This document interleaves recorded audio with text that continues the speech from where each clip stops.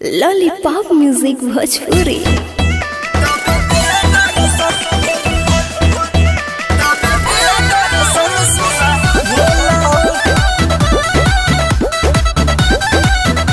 Mix by Ravishankar.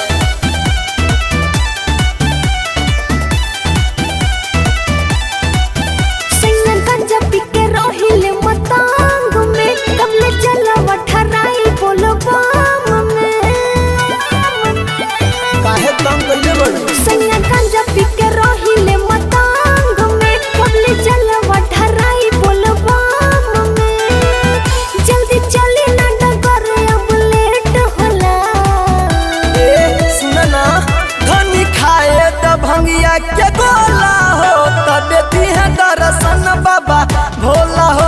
Holi खाए तो भंगिया के गोला हो तबे दिहे दर्शन सुना भोला हो। तबे दिहे दर्शन सुना भोला हो। अच्छा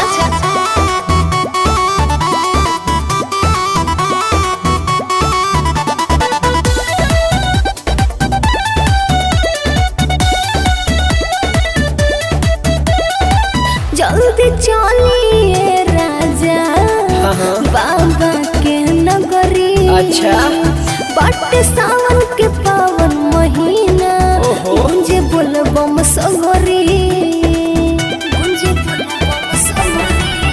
धनी दुखता हमरो हो पौआ तनी आराम कलचित करो तरु काहे धनिया विश्राम कला।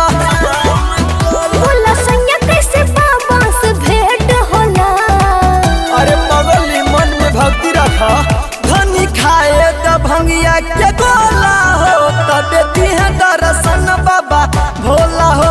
धनी खाए तो भंगिया के गोला हो तबे दिहे दर्शन सुना भोला हो।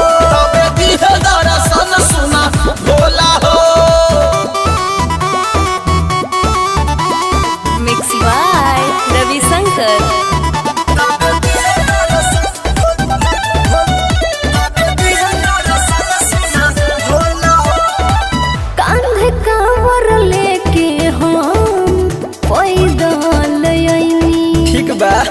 प्रिंस प्रेमी पिया चोली बढ़ल बेचैनी।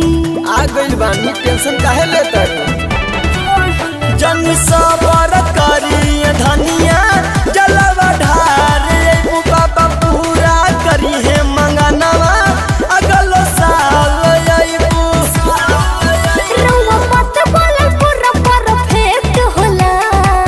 सही बात बा ना सबर कर। धनी खाए तो भंगिया के